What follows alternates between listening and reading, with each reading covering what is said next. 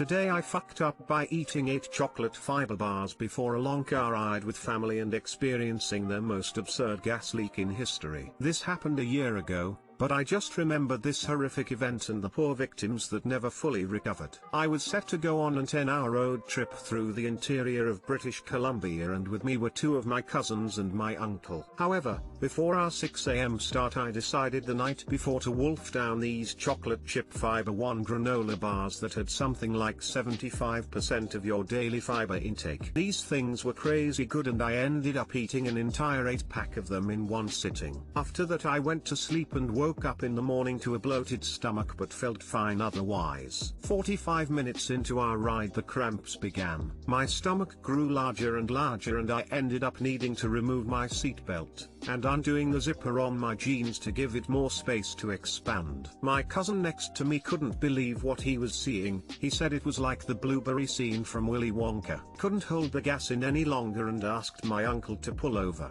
which he did, and I struggled to get out of my seat as every move was agony. I waddled to the back of the car and let her rip. A thunderous roar escaped me like an asshole racing his Harley Davidson around the block on a Sunday morning. The gas hissed out of me as my stomach grumbled, shuffled and shuddered. I am not exaggerating when I tell you that this fart lasted at least 15 seconds. Little did I know that I had just broken the seal, and I would proceed to experience uncontrollable and obnoxiously powerful farts that lasted 10 to 15 seconds on average, with only a brief period of relief between said farts. The fact of the matter was that I was now experiencing major flatulence every 2 to 3 minutes, and we couldn't stop the car every few minutes to escape the smell, so we decided to roll all the windows down and allow me to let loose whenever I needed. However, we had no idea that this would become a much longer ordeal than we initially thought. Truth be told, I couldn't stop farting for nearly 7 hours, and each fart just had to be more epic than the last. By the time hour 2 rolled around, my anus was sore and aching,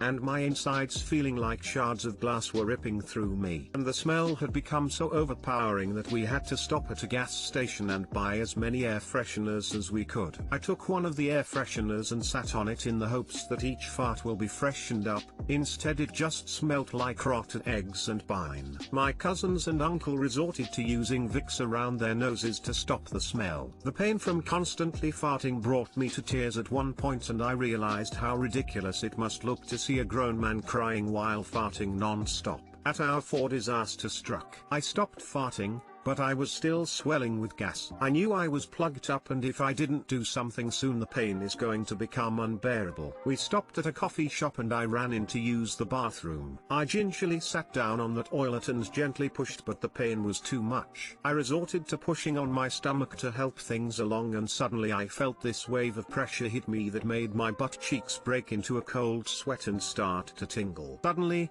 and without warning, a rock-hard turd rocketed out of me like a cannonball and plastered itself to the back of the toilet bowl, and with that this tidal wave of what could only be described as peanut butter oatmeal. I could feel the muscles in my abdomen squeezing my intestines so hard that it actually hurt. It was like when you are throwing up and you can feel your stomach violently squish itself to push everything out. But instead it was my butt that was throwing up. Once everything was pushed out, it was topped off by the longest fart in my short, pathetic existence, one that I could never accurately give the length other than say well over 20 seconds, and that I could literally feel and see my stomach shrinking. I destroyed that poor coffee shop bathroom, and I frequently wonder what happened to the person who wandered in after me. From that point forward the farts were just as frequent and long, but they felt cleaner and less restricted. It began to feel like I was airing my colon out, blowing out all the accumulated dust. My ribs and anus ached horribly, but I was starting to feel euphoria wash over me that I assumed was just the endorphin rush my body was giving as a way to protect my fragile mind from this ridiculous ordeal. By the time hour 7 rolled around, my farts had slowly faded away, but the smell permeated my clothes and the seat behind me. The family had gone through almost an entire container of Vicks, and they appeared to have survived the ordeal, but I could tell that a part of them was broken that could never be fixed. It was as though they felt violated by having to breathe in my butt breath for 7 hours. and I knew my uncle was upset that his car's interior would never smell the same again, as it already smelled like hot garbage by this point. He eventually arrived without incident, and we refused to speak of this event. Things were never really the same between all of us after that, and I have a feeling none of us will ever touch eggs ever again. They already ate enough of my farts, they don't need a reminder. I should have never eaten that much fiber. I had no idea it was capable of that. Too long didn't read. I ate too many fiber bars and ended up gassing my family nearly to death over 7 hours in a car. I made the scientific discovery that your body can produce ridiculously large farts at an alarming rate. 15 seconds farts on average, with an average rate of 1 fart every 3 minutes. That means I was farting an average of 300 seconds an hour, or 2100 seconds over 7 hours. I farted for 35 minutes. Edit. I am glad that we can all laugh at my fart attack and the pain and suffering that comes from it, but please don't do what I did. I was a dumbass that couldn't stop eating chocolate, and what I did was dangerous. I'm certain you will only hurt yourself if you attempt this, so please do not try this. Also, I meant to individually thank people for awards via inbox, but I lost count after 30 and decided to just say thank you from here. Thank you, from here.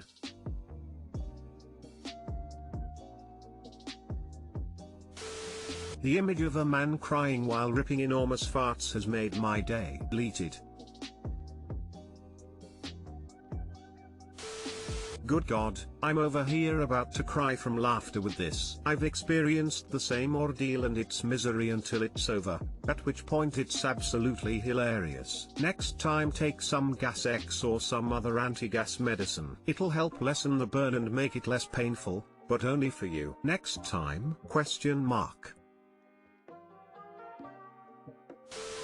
I learned the hard way not to eat a whole lot of sugar-free candy at once. Explosive diarrhea. I've read a few today I fucked up posts about that, usually gummy worms, I think. You ate the granola equivalent to a bowl of bleu cereal. Thank you for the mathematical breakdown. Today I fucked up by showing a first date a couple of micro dicks. Well, my fuck up began when I bought a Career Mechanics toolboxes and everything in them. I did this because I needed one of the bigger toolboxes for work and I would sell the smaller toolbox and most of the tools I didn't need or want and essentially get a 3K toolbox for free. Now this is something I was excited about because I got in essence 50-60k USD worth of snap-on tools and toolboxes for 6k USD. Well, I kept the larger toolbox and I put the smaller one up for sale at a price of just over $1,000 with my signature line. Scammers will receive a dick pic and not a nice one. I started this when I sold a motorcycle and I was getting scammers out the ass. So I did what any rational person would do. I googled micropenis and started sending pictures of mean old peeny weenies to the scammers. The scammers stopped bothering me. I sold my bike. So I thought, truck, yeah, I'm going to do this every time I sell something. Well, fast forward a week or two,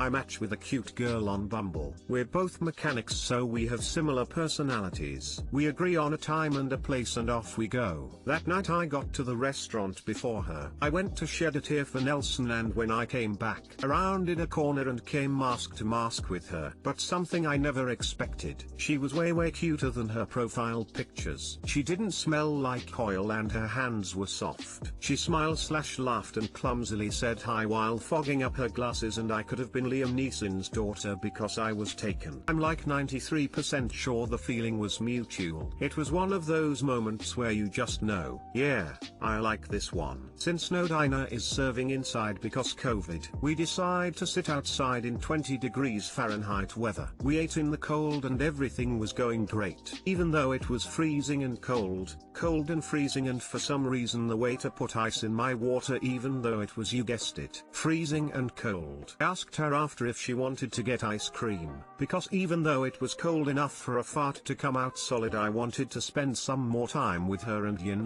ice cream. We got some in my car and I drove her back and we started talking about work and toolboxes. Well, I obviously wanted to show her the booty I scored. specifically the toolbox I was selling, since she would understand why I was so hyped about all of it. So I whip out my lil ol mobile phone, downloaded the pics of the booty I scored straight from the seller's ad, so they were in my download folder. And I just so happened to forget I downloaded a new set of micro dick pictures immediately after. Here is a link to one of the pictures if you dare. We both know you're not strong enough to not look. Anyway, in my moment of embarrassment I swiped once more to attempt to make the fat bald man in a inner tube go away, and showed her what looks like an uncooked mini sausage sitting on top of 2 oranges. I immediately pulled up my ad, showed her my signature line and explained that I send them to scammers, and she laughed, and I think in my embarrassment managed to blurt out, "Don't worry, mine's normal." But it was kind of hard to talk around the foot that was in my mouth. My only saving grace was that both of those pictures are wildly different. Anyway, she stayed for another half hour before heading out. I think what hurt the most happened right after she left. I hightailed it to my best friend of 11 years and told him what happened and how I'll probably never hear from this great girl again because she thinks I have a Lincoln log for a pecker, and he said, "I can't believe you did you know what, I can see you doing that." So not only did I show a girl I really liked a dick pic on the first date, I showed her two that weren't mine and were very much not normal. There's literally no worse version of what happened. Anyway, we're going out again this week. I can't wait. Edit, seeing a lot of comments calling me insensitive. To all of you who think I am, your mom wear combat boots. TL, Doctor, I showed a girl I was on a first date with a couple of micro peenie weenies. If she's as cool as you described, she'll laugh it off, no problem. As long as she doesn't laugh when she sees him later in the bedroom. Here is a link to one of the pictures if you dare. We both know you're not strong enough to not look. Sigh, clicks link / describing it is one thing. Actually seeing it makes it so much worse. So I did what any rational person would do. Googled micropenis and started sending pictures of mean old peenie weenies to the scammers. I'm glad I was able to be of service. Edit, my highest rated comment is me self-titling myself as having a micropenis. Feels Spadman Feelendingate Allman. You better start searching for more extravagant unusual penis pictures to top the first date. How I Met Your Mother vibes. One of my best friends told me this is how real relationships start. Today I fucked up by sucking on my waiter's finger. This happened 30 minutes ago and is exactly what I get for going out during COVID. I would also like to add that I'm still tipsy from the Marge, so sorry for any errors. So today is my birthday and has been incredibly uneventful. Took the day off of work, but despite that it's just been a normal day. No friend group gatherings, no gifts, just another day, and I'm totally fine with that. My mom on the other hand felt bad that there was no celebration of any kind, so she was insistent that we go to my favorite restaurant, a local Mexican restaurant. I agreed to go for a very early dinner. We get there and are having a good time, and it was nice to pretend the world was normal for a moment. I ordered a margarita. They ID'd me and figured out it was my birthday. Fast forward to the end of the dinner and I thought I was in the clear from a birthday celebration from the staff. As they bring the bill, they put a big sombrero on my head and started clapping and singing and set down a dessert in front of me. One of the guys had whipped cream on his finger and went in to put it on my nose. Drunk me didn't comprehend that and was very confused. Due to the big sombrero covering my face, he was kind of stumbling trying to find my nose. I thought, oh, I know what I'm supposed to do. And my dumbass self sucked the whipped cream off his finger. I realized immediately after that, no dunder mifflin ho, that is not how you interact with strangers, but it was too late. They picked up the pace of their singing and the guy ran away right after and hid in the kitchen. The whole restaurant, which granted was like 10 other people, but still, stared at me and my mom couldn't stop laughing. Got put the dessert in our to-go box and left. 23 years is off to a great start. Too long didn't read. My waiter was trying to put whipped cream on my nose to celebrate my birthday. Drunk me was confused and sucked his finger instead. Edit, getting a lot of hate for going out during COVID. I agree with everyone saying that it was a stupid decision to go out to eat. It was. I know I'm the asshole. Thank you for all the lovely reminders in my inbox. I wanted a break from the stresses of life and went about it the wrong way. I take full full responsibility. Edit Part 2. Guys, thank you so much for all the kind words. I appreciate every single person who has reached out to me. My inbox is flooded with messages and I can't respond to everyone, but just know that the positive responses really turned my day around.